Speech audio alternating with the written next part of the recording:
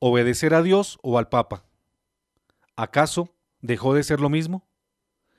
En la Iglesia Católica desde siempre se ha sabido que obedecer a Dios y al Papa es lo mismo, que obedecer a Dios significa obedecer a la Iglesia, y esto a su vez significa obedecer al Papa y viceversa. Esto ha sido así desde siempre, en especial desde el papado de Gregorio VII, quien mediante la publicación del Dictatus Papae llegó a ordenar la Iglesia ante los desmanes de la autoridad monárquica y feudal de su época, concentrando el poder eclesial central en la figura papal, sin duda alguna inspirado por el Espíritu Santo, con lo que consiguió desde entonces conducir a buenas aguas la barca de Pedro. Grande virtud es la obediencia, camino de perfección y cosa agradable a Dios. De su enseñanza está llena la Sagrada Escritura. De ella, justa y bellamente, han dicho algunos santos. La obediencia es la hija predilecta de la humildad, San Agustín. Sin obediencia no hay santidad, Santa Teresa de Jesús.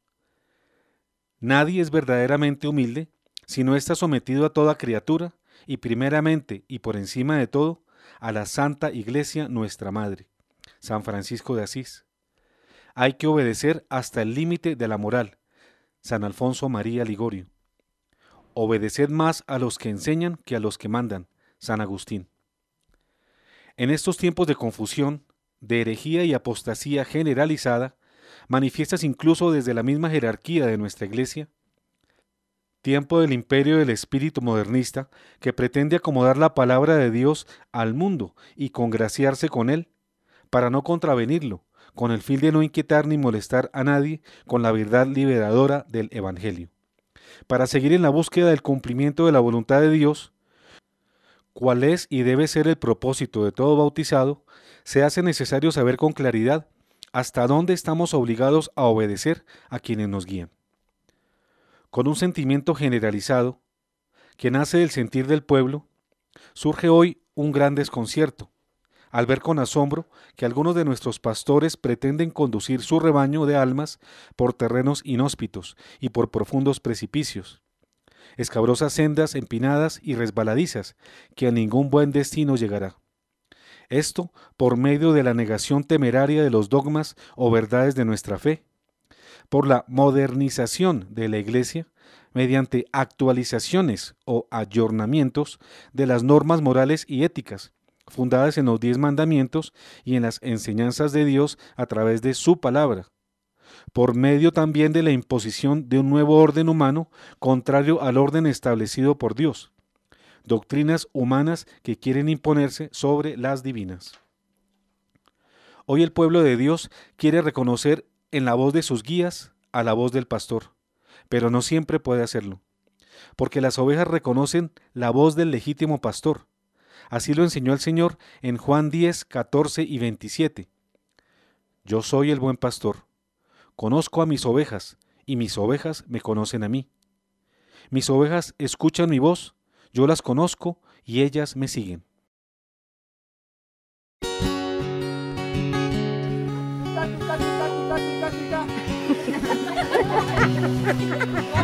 One more time. Oh, one is. Tika, tika, tika, tika. Tika, tika.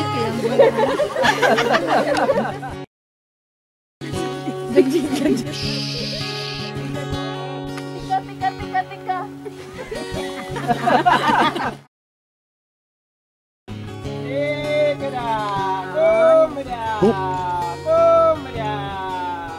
Look at them, look at them.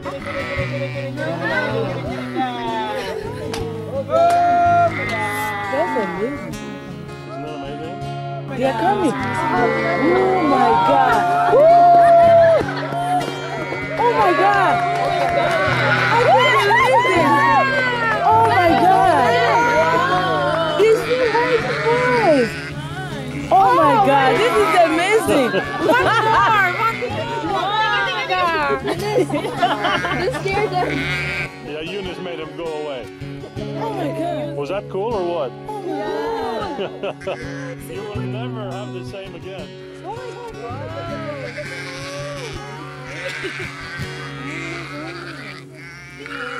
I can't believe the way they were coming. La obediencia perfecciona. Sí, la obediencia a la verdad purifica y perfecciona, como lo señala 1 de Pedro 1:22. Por su obediencia a la verdad, ustedes se han purificado para amarse sinceramente como hermanos.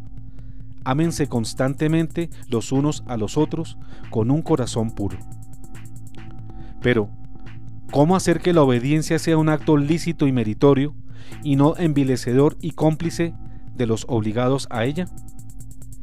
En efecto, la obediencia puede ser fuente de exaltación y enaltecimiento del subordinado, pero igualmente puede convertirlo en sumiso, abyecto y servil, o lo que es peor, en cómplice de las perversidades de quien lo manda.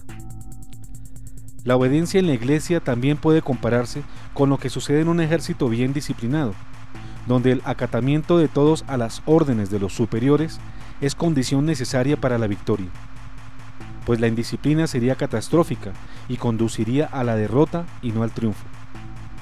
El Señor nos puso en guardia contra esta forma de anarquía, en San Marcos 3, 24-25, al decir: un reino donde hay luchas internas no puede subsistir, y una familia dividida tampoco puede subsistir.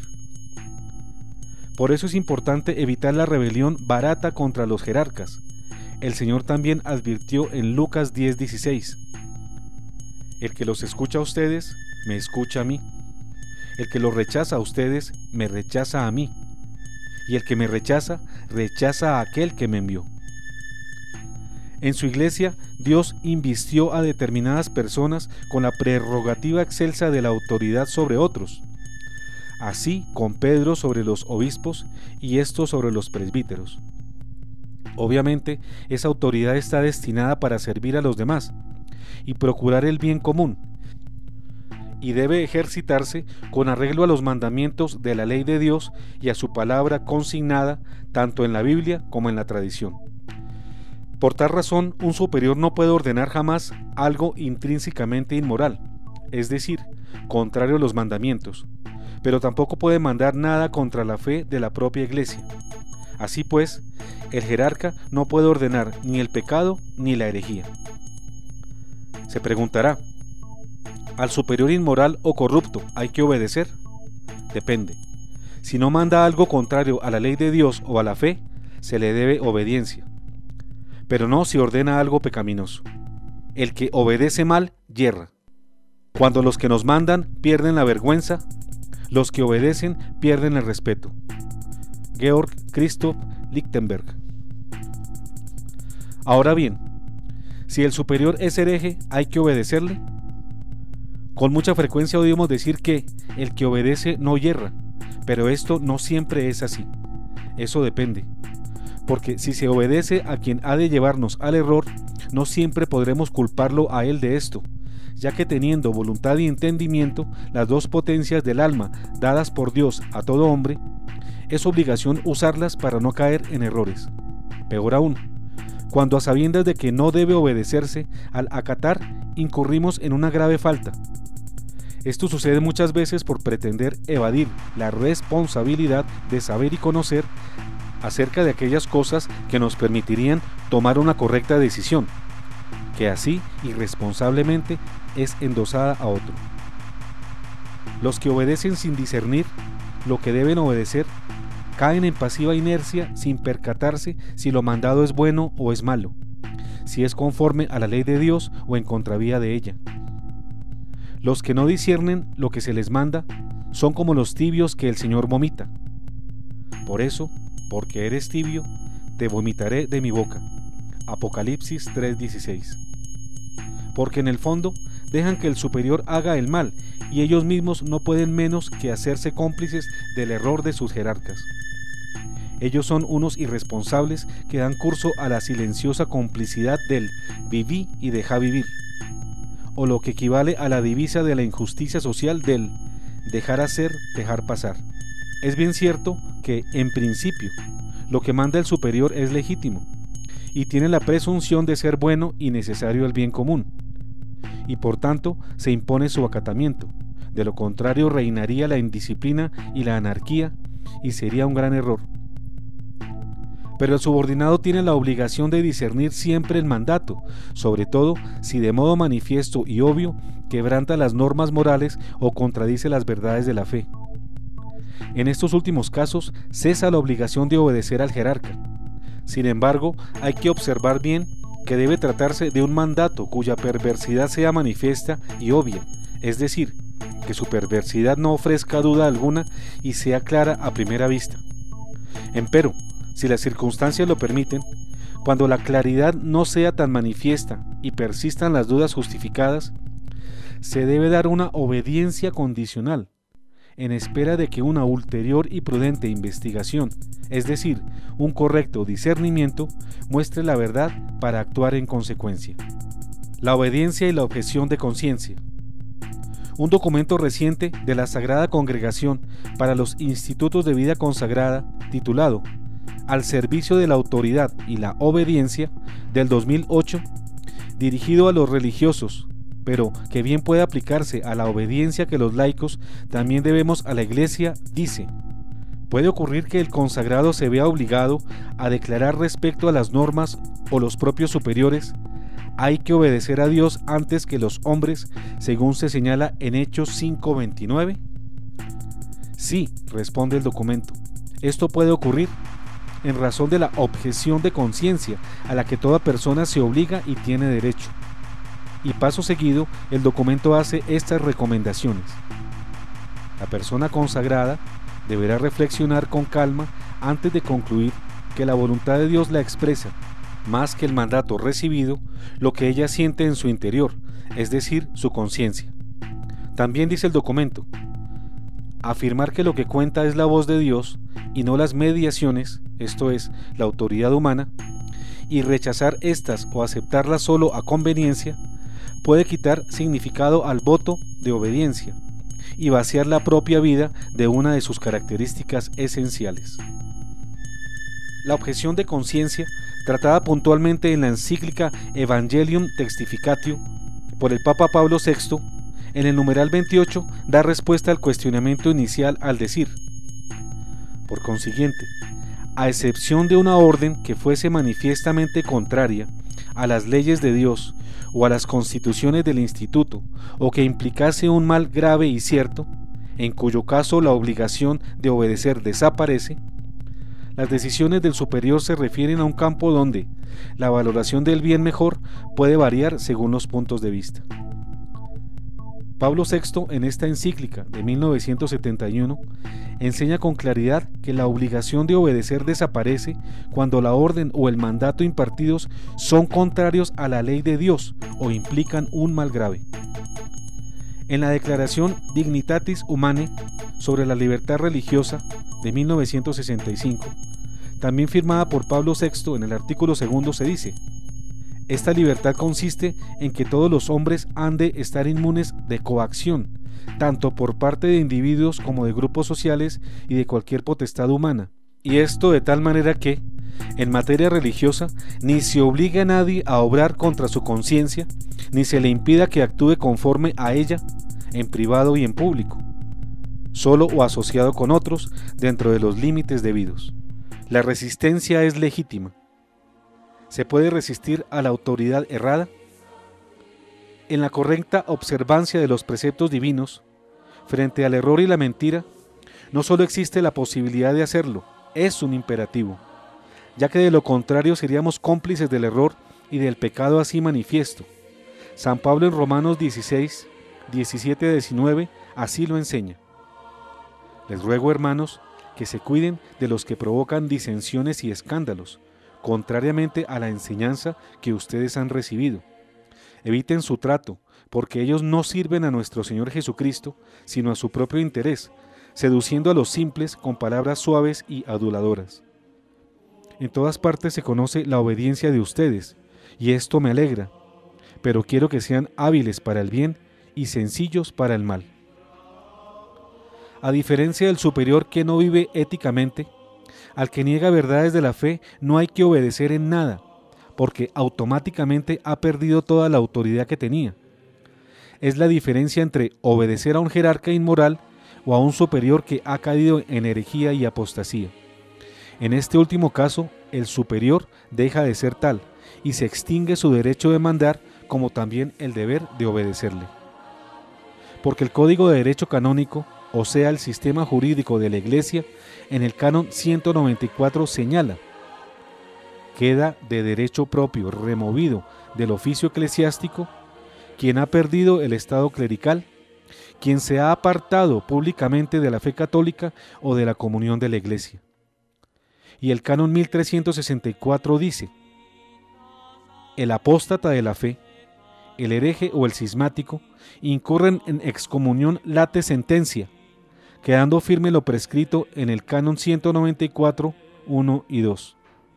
Es decir, las leyes de la Iglesia determinan que un diácono, un sacerdote, un obispo o un cardenal, o incluso el Papa mismo, si contradicen una verdad de fe, automáticamente pierden el oficio eclesiástico, que ostentan e incurren en excomunión por el mismo hecho, en forma automática e inmediata. En otras palabras, un eclesiástico hereje, sea cualquiera su condición en la jerarquía, sea alta o sea baja, del Papa para abajo, si niega una verdad de fe, pierde la investidura y cesa el deber de obedecerle. No hay que confundir la legítima resistencia con el cisma, máxime si existe de por medio una corrección fraterna en curso, porque el cismático es quien desobedece las enseñanzas de Dios y de la Iglesia y por ende se sale de ella y pretende fundar otra iglesia distinta. No es cismático quien se mantiene firme en la palabra de Dios, en el magisterio y la tradición, así sea acusado de tal. El Señor nos pide respetuosa pero inquebrantable firmeza frente al jerarca inmoral o hereje, a no temer a sus amenazas o sanciones y a perseverar con valor y determinación sin ceder en la justa posición adoptada, y repetir con el apóstol Pedro en Hechos 5:29: hay que obedecer a Dios antes que a los hombres. Esto nos obliga a repetir, como la formidable cantidad de mártires de los siglos iniciales de la Iglesia: primero Dios antes que el emperador.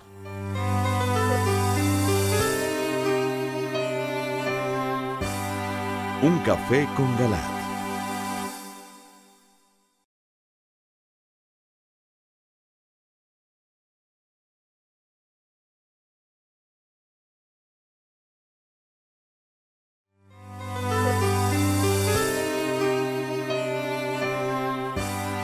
Un café con Galat.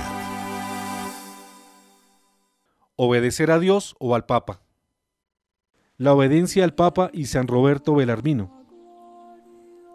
Y cuando el emperador de la Iglesia, que es el Papa, llegara a incurrir en herejía, ¿hay que obedecerlo? Lo primero que tenemos que decir es que esto es imposible. Un Papa legítimo, sí, legítimo, jamás puede ni podrá equivocarse en materia de fe ni de moral. Es una promesa cumplida del Señor y es además un dogma de obligatoria creencia según el Concilio Vaticano I de 1870. Fue este concilio donde se declaró el dogma de la infalibilidad del Papa, que básicamente declara que el Papa es infalible, es decir, que no se equivoca cuando declara verdades de fe y de moral, y cuando lo hace ex cátedra, esto es, en el propósito específico de declarar esa verdad, como acto del magisterio solemne o extraordinario, bien como fruto de un concilio del que él es cabeza, o bien por declaración oficial pontificia, generalmente para corregir errores doctrinales o para aclarar verdades de fe. Que el legítimo vicario de Cristo en la tierra, en su magisterio, jamás podrá caer en herejía, es una promesa de Dios para su iglesia, expresada en varios apartes de la Escritura. Por ejemplo, Mateo 16:18: y yo te digo, tú eres Pedro, y sobre esta piedra edificaré mi iglesia, y el poder de la muerte y del infierno no prevalecerá contra ella. Mateo 28:20: y enseñándoles a cumplir todo lo que yo les he mandado, y yo estaré siempre con ustedes hasta el fin del mundo. Lucas 22:32: pero yo he rogado por ti, para que no te falte la fe, y tú, después que hayas vuelto, confirma a tus hermanos. Es claro que de llegar a haber herejía, En el caso de un pontífice, este solo tendría apariencia de tal, pues Dios mismo asegura que un papa no puede incurrir en herejías. San Roberto Belarmino, doctor de la Iglesia, quien nació en 1542, publicó la ópera Omnia. Esta se constituyó en la base para la declaración dogmática de la infalibilidad del Papa 300 años luego. En su ópera Omnia, San Roberto Belarmino afirma: así como es lícito resistir al pontífice que ataca al cuerpo, es también lícito resistir al Papa que ataca a las almas o que perturba el orden civil, y a fortiori al Papa que intenta destruir la Iglesia. Yo digo que es lícito resistirle, no haciendo lo que él ordena e impidiendo la ejecución de su voluntad. No es, sin embargo, admisible juzgarle, sancionarle o destituirle. En este aparte señala San Roberto Belarmino cómo sí es lícito resistir a un papa que ataca a las almas, al papa que intenta destruir la Iglesia, es decir, a un pontífice que destruye la Iglesia por sus acciones temporales, como si esto fuera pensable. También dice: es probable y piadosamente se puede creer que el sumo pontífice, además de que en cuanto pontífice no puede errar, tampoco en cuanto persona particular no puede ser herético, creyendo pertinazmente algo falso contra la fe. Deja claro así el santo cardenal y doctor de la Iglesia que un papa legítimo, óigase bien, legítimo, no solo no debe ni puede enseñar una herejía, sino que también debe siempre enseñar la verdad, y sin duda lo hará. Y abre también la posibilidad a que se dé el caso de un papa que tenga la apariencia de auténtico, pero en realidad no lo sea, porque pudo ser elegido anticanónicamente con engaños y fraudes, aunque ante el mundo pueda tener la apariencia de papa, y pueda llegar a tener el beneplácito de la mayoría desinformada y engañada. La opinión que el santo califica como verdadera es expresada en el capítulo 30 del mismo libro 2 así: un papa manifiestamente herético, él mismo cesa per se de ser papa y cabeza, al igual que un cristiano deja de ser miembro de la Iglesia. En consecuencia, puede ser juzgado y castigado por la Iglesia. Esta es la sentencia de todos los padres antiguos, que enseñaban que los herejes manifiestos pierden inmediatamente toda jurisdicción. Aquí se deja constancia de cómo un papa que cae en herejía, ipso facto, por su propio obrar, pierde la condición de tal y deja de ser miembro de la Iglesia, por tanto no se le debe obediencia. Esto de plano entra en el terreno de las hipótesis, ya que, como se ha repetido, un papa real no puede caer en errores doctrinales. San Roberto Belarmino entonces no acepta que un papa en el ejercicio de su magisterio pueda caer en herejía, y que de hacerlo caería en herejía como persona particular. A pesar de esto, da claras luces a la Iglesia sobre el actuar de ella frente a la herejía manifiesta y registra la enseñanza de todos los padres de la Iglesia sobre la consecuencia del supuesto en que un papa cayera en herejía. Y es claro que de llegar a presentarse esta catástrofe, solo se demostraría que dicho papa realmente no lo era y se trataba de un impostor. La obediencia al Papa y Santo Tomás de Aquino. Ahora vamos a ver cómo un supersabio, padre de la Iglesia y gran teólogo, Santo Tomás de Aquino, nos dice que no podemos alegar que tenemos el juramento para desligarnos de la obligación de su cumplimiento y seguir obedeciendo indebidamente a quien no lo merece. En su obra magna, Summa Theologica, dice el santo de Aquino, en la segunda sección de la segunda parte, que trata sobre la virtud cardinal de la justicia, en la cuestión 104 sobre la obediencia, artículo 5, que pregunta: ¿están obligados los súbditos a obedecer en todo a sus superiores? Responde así el santo: contra las objeciones está lo que dice Hechos 5:29, es preciso obedecer a Dios antes que a los hombres. Ahora bien, a veces los preceptos de los superiores van contra Dios, luego no se les debe obedecer en todo. El hombre está sometido sin restricción alguna a Dios en todo, en lo interior y en lo exterior, y por consiguiente debe obedecerlo en todo. Los súbditos, en cambio, con respecto a sus superiores, no lo están en todo, sino en determinadas materias, y en estas los superiores son intermedios entre Dios y sus súbditos. En las otras cosas, sin embargo, están sometidos inmediatamente a Dios, que los instruye por la ley natural o por la escrita. Esto nos recuerda una vez más que existen obediencias ilícitas, cuando éstas son complicidades en el mal obrar y pretenden, en el estricto cumplimiento de un deber de obediencia, pasar por encima de las mismas leyes de Dios y de sus preceptos, por una malentendida obligación que se torna así culposa. Y continúa el seráfico padre Tomás en el mismo artículo 5. Del mismo modo, hay dos razones por las que se pueda acontecer que el súbdito no esté obligado a obedecer en todo a su superior. Primero, por un precepto de una autoridad mayor.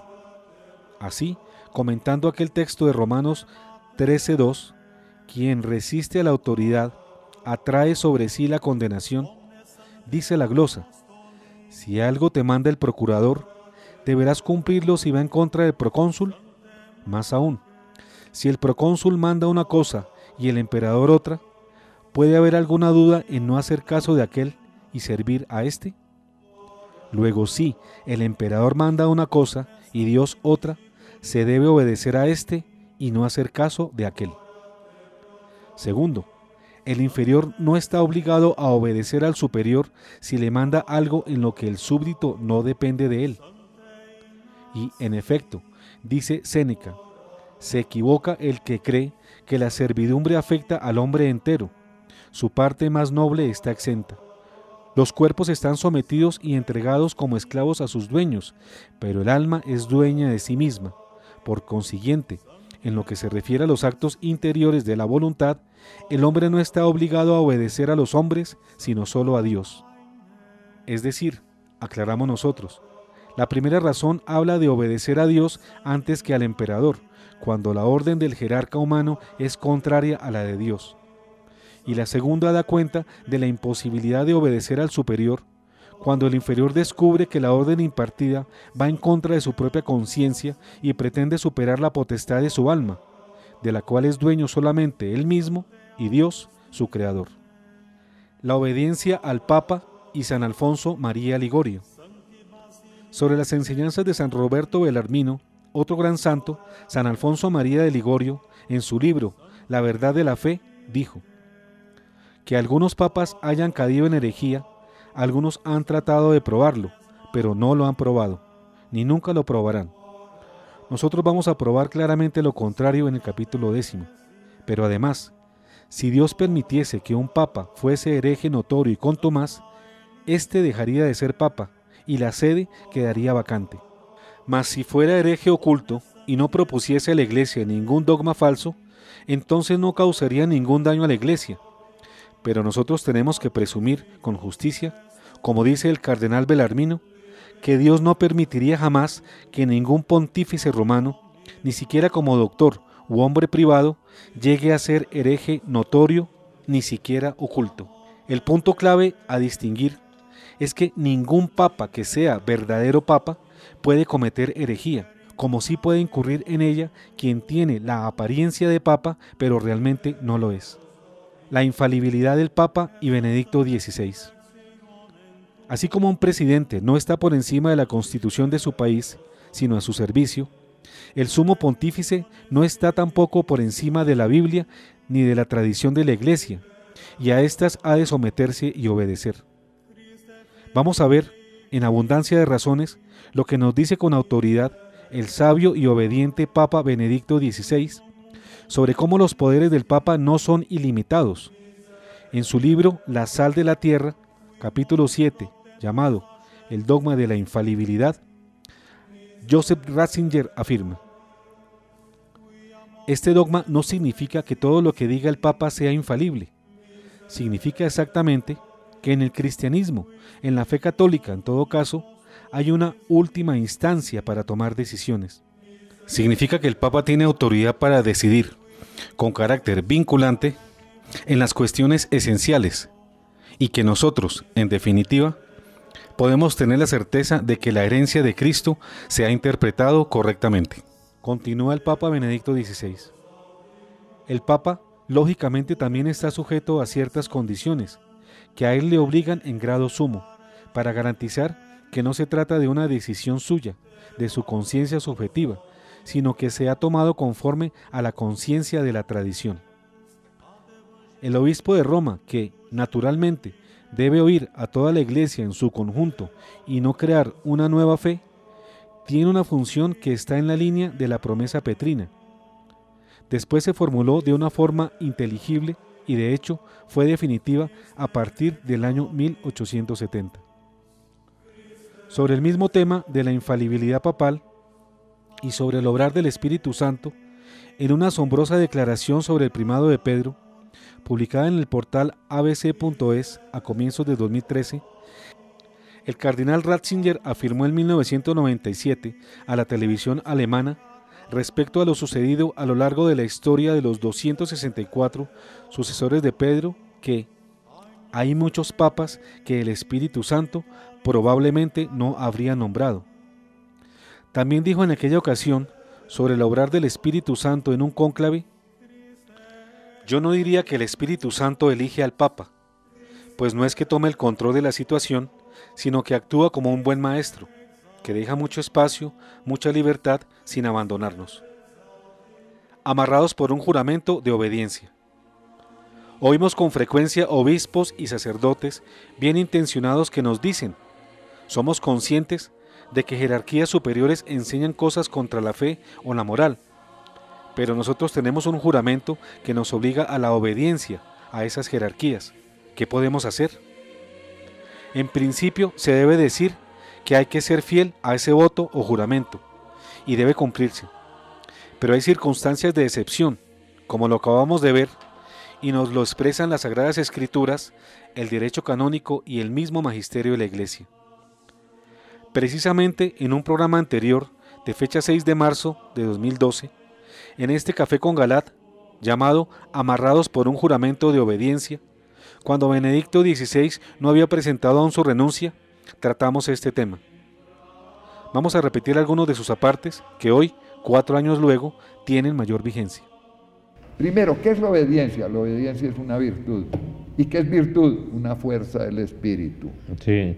Porque se necesita fuerza del Espíritu para cumplir con la voluntad del que es superior a uno. Muchas veces no le cae a uno muy en gracia la voluntad, pero si él está mandando, primero, si él es autoridad legítima y manda lo honesto y lo conveniente, así contraríe nuestros deseos, nuestros sentimientos y obedecemos, eso se necesita una fuerza del Espíritu para obedecer, y eso es virtud, eso es meritorio, eso es necesario. Pero si el superior primero manda una cosa contraria a la voluntad de Dios, hay que obedecer. Y a la moral. A ese es el punto, a la moral, a la fe.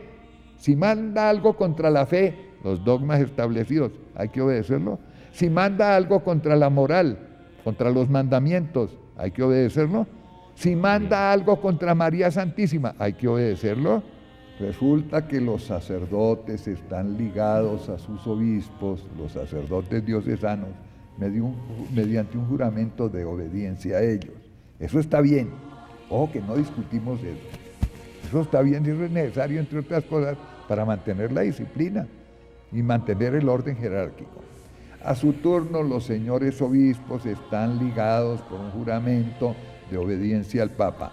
Eso está magnífico, no solo bien, absolutamente necesario si queremos tener un orden en la Iglesia, y Dios es Dios de orden, dice San Pablo, claro que sí. Por eso la obediencia en principio es una virtud, y no solamente para los consagrados, aún también para nosotros los laicos.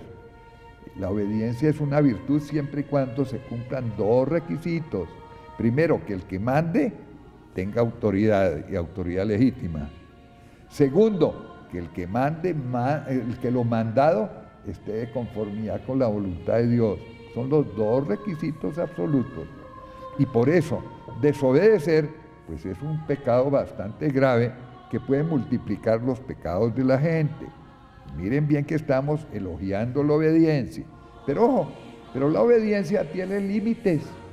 ¿Cuáles son los límites? ¿Obediencia ciega? Obediencia ciega es obediencia de esclavos. Y no somos esclavos, nos hizo libres y nos hizo responsables el Señor. Y quiere que la obediencia sea un homenaje de la libertad y de la voluntad propia a la voluntad de Dios. Ahí está el mérito. En el fondo es también un acto de humildad, aceptar la voluntad del otro en orden a la salvación. Pero eso tiene límites. Miren lo que dice, por ejemplo, la palabra, léeme en Hechos 5:29, que dicen nada menos que Pedro y los apóstoles.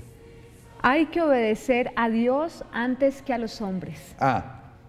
Entonces, primera norma absoluta. Y con base en eso, Santo Tomás de Aquino, que es no solo un gran santo, sino un gran filósofo y un profundísimo teólogo, en la Suma Teológica, aquí la tengo, Suma Teológica, tengo una edición en 20 tomos. Hebreos dice, obedeced a vuestros dirigentes porque ellos velan sobre vosotros. Exacto, hay que obedecer. Pero dice Tomás de Aquino en la cuestión 104, en la segunda parte, cuestión 104, artículo para más señas, para los que quieran después comprobar. En el artículo 5, contra esto dícese, es menester, precisamente comentando lo que acaban de oír ustedes, es menester obedecer a Dios antes que a los hombres, pero algunas veces los preceptos de los superiores son contra Dios. Luego, no en todas las cosas deben ser obedecidos. ¿Cuándo son contra Dios? Repito, cuando son contra los 10 mandamientos del Decálogo, cuando son contra todas las verdades de fe, o definidas como verdades de fe, que son los dogmas. Eso es contra Dios. ¿Cuándo son contra Dios? Cuando son contra los sacramentos, los 7 sacramentos. Cuando son contra María, eso es ir contra Dios. ¿Y qué dice en el artículo, en la cuestión? Contra el derecho canónico, ¿no? En la cuestión siguiente, Tomás de Aquino, segunda, en la cuestión 105, artículo, lo leo porque es muy preciso, eso es el artículo 2, dice lo siguiente: aun cuando el hombre deba poner todo cuidado para obedecer a cualquier superior, sin embargo, debe obedecer más a la autoridad superior que a la inferior. Ahora explicamos eso. Y la prueba de esto es que se omite el precepto del inferior si es contrario al del superior. Luego, dedúcese que cuanto más superior es el que manda, tanto es más grave el serle desobediente. Que cuando un superior envía una orden que contraría la autoridad de un superior mayor que él, no hay que obedecerlo. Ante todo lo visto a lo largo de este video, queda claro que el Papa, que en verdad es tal, no puede cometer herejía, pero sí puede incurrir en ella el que aparenta serlo y en realidad no lo es. Esto puede suceder cuando una persona usurpa el papado o cuando lo eligen a él, contrariando el derecho canónico de la Iglesia. Precisamente de esta causal última habla San Francisco de Asís en su célebre profecía acerca del Papa falso que se presentará al final de los tiempos. Dijo el santo de Asís: habrá muy pocos cristianos que obedecerán al verdadero sumo pontífice y a la Iglesia romana con corazones leales y caridad perfecta. En el momento de esta tribulación, un hombre, elegido no canónicamente, se elevará al pontificado y con su astucia se esforzará por llevar a muchos al error y la muerte. Algunos predicadores mantendrán silencio sobre la verdad y otros la hollarán bajo sus pies y la negarán. La santidad de vida se llevará a cabo en medio de burlas, proferidas incluso por aquellos que la profesan hacia el exterior. Pues en aquellos días nuestro Señor Jesucristo no les enviará a estos un verdadero pastor, sino un destructor. Respetuosa y fraterna resistencia. Ya dijimos en nuestro programa anterior que antes de tomar una posición, frente a las enseñanzas del sumo pontífice, hay que intentar el camino bíblico de la corrección fraterna que en Mateo 18, 15 a 20, Cristo nos señala. Si tu hermano peca, ve y corrígelo en privado. Si te escucha, habrás ganado a tu hermano. Si no te escucha, busca una o dos personas más para que el asunto se decida por la declaración de 2 o 3 testigos. Si se niega a hacerles caso, dilo a la comunidad. Y si tampoco quiere escuchar a la comunidad, considéralo como pagano o publicano. Les aseguro que todo lo que ustedes aten en la tierra quedará atado en el cielo, y lo que desaten en la tierra quedará desatado en el cielo. También les aseguro que si 2 de ustedes se unen en la tierra para pedir algo, mi Padre que está en el cielo se lo concederá. Porque donde hay 2 o 3 reunidos en mi nombre, yo estoy presente en medio de ellos. Esta corrección naturalmente está a cargo de los señores cardenales y obispos de nuestra amada Iglesia, quienes en forma benevolente y amistosa, pero con firmeza inquebrantable, deben recorrer esta vía antes de tomar otras decisiones. Este es el camino que deben recorrer quienes buscamos vivir en la verdad y defenderla de sus detractores, pues para vivir en la verdad y ser libres por acción de ella, primero debemos cumplir con los preceptos del Señor, quien es en su propia persona camino, verdad y vida. Esto es, obedecerlo en todo, serle fiel en todo, estar dispuesto a todo con tal de no salirse de sus enseñanzas. Así nos lo enseña San Juan en el capítulo 8, versos 31 y 32, al decir: dijo Jesús a aquellos judíos que habían creído en él: si ustedes permanecen fieles a mi palabra, serán verdaderamente mis discípulos, conocerán la verdad y la verdad los hará libres. Entonces, es condición para ser libres en la verdad, que es Jesucristo, permanecer fieles a su palabra. Por ello siempre hay que obedecer a Dios antes que a los hombres, según enseña la Biblia en Hechos 5:29.